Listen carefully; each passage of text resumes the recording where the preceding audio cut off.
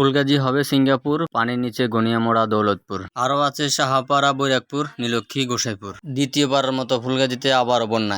এক মাসের মধ্যে দ্বিতীয়বারের মতো প্লাবিত হলো ফুলগাজী বাজার। আমার পেজে আরো একটি ভিডিও আছে, আপনারা চাইলে আমার পেজে গিয়ে দেখে আসতে পারেন। সেই ভিডিওটির কথা কেন বলছি, কারণ সেই ভিডিওটিও ছিল ফুলগাজী বাজারে প্রথমবারের মতো বন্যার এই মৌসুমের। প্রতি বছরই বর্ষা মৌসুম আসলে ফুলগাজী বাজার বন্যায় প্লাবিত হয়। বর্ষা মৌসুমে যখনই টানা বর্ষণ হয় তখনই ফুলগাজী বাজারে বন্যায় প্লাবিত হয়ে থাকে। এক মাস আগে যখন প্রথমবার ফুলগাজী বাজারে বন্যা প্লাবিত হয়েছিল তখন রাতের বেলা ছিল, আর রাতের বেলা হওয়াতে অনেকেরই অনেক মালামাল নষ্ট হয়েছে। আর তখন কিন্তু এবারের চেয়েও আরো অনেক ভয়াবহ ছিল তখনকার পরিস্থিতিটা, আরো অনেক বেশি পরিমাণ পানি ছিল এবং অনেক পরিমাণ ক্ষয়ক্ষতি হয়েছে। মেইন রোডে প্রায় কোমর সমান পানি ছিল, আজকে তো পানি দেখা যাচ্ছে হলো হাঁটু পরিমাণ পানি, কিন্তু সেদিন আরো অনেক বেশি পরিমাণ পানি ছিল। আর সেই ভিডিওটা আপনারা চাইলে আমার পেজে গিয়ে দেখে আসতে পারেন, সেই বন্যার ভয়াবহতা কতটুকু ছিল। কেননা সেই বন্যাটা রাতের বেলা হওয়াতে আপনারা হয়তো অনেকে দেখেছেন কিন্তু হয়তো বুঝতে পারেননি যে কি পরিমাণ ভয়াবহ ছিল। কিন্তু এখন পানির পরিমাণ আজকে আগের তুলনায় অনেক কম ছিল এবং কি পানি সকাল থেকে আরো বেশি ছিল। আমি যখন ভিডিওটা করেছি তখন পানির পরিমাণটা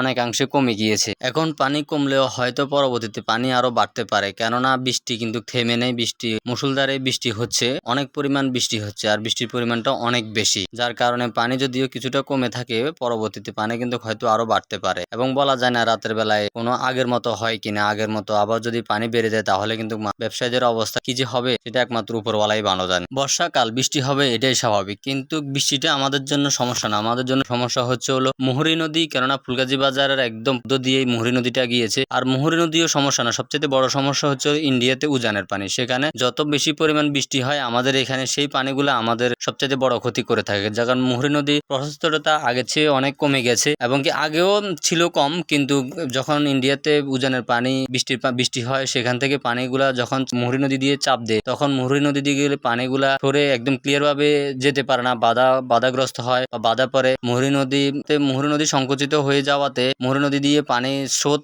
অনেক বেশি থাকাতে সরতে পারে না, যার কারণে আশেপাশে মুহুরী নদীর দুপাশের প্রত্যেকটা গ্রাম, পরশুরাম, ফুলগাজী সহ যতগুলা গ্রাম রয়েছে সবগুলা গ্রাম এবং বিশেষ করে ফুলগাজী বাজার প্রতি বছরই বর্ষা মৌসুমে 2 থেকে 3 বার প্লাবিত হয়। এই বন্যাগুলা দেখার কেউ নাই এবং কি দেখেও বা কি করবে, কার বা কি করার রয়েছে। এই বন্যার কারণে প্রত্যেকটা গ্রামে কি যে পরিমাণ ক্ষতি হয় এবং কি ফুলগাজী বাজারে কি যে পরিমাণ ক্ষতি হয়, যে কি পরিমাণ ক্ষয়ক্ষতি হয় প্রত্যেকটা গ্রামে এবং কি ফুলগাজী বাজারে আশপাশে কিংবা ফুলগাজী পরশুরাম সহ প্রত্যেকটা গ্রামে, প্রত্যেকটা অঞ্চলে বাজারের ক্ষয়ক্ষতি, বাজার ব্যবসায়ীদের ক্ষয়ক্ষতি, বিভিন্ন গ্রামে মানুষের মাছের ঘের এবং কি অনেক জায়গায় আমন ধান লাগানো হয়েছে। গত কিছুদিন আগে 1 মাসের মধ্যে মানুষের একবার ক্ষতি হয়েছে। যদি একই সমস্যা যদি 1 মাসের মধ্যে কয়েকবার হয় তাহলে কি হয় সেটা আপনারা চিন্তা করেন।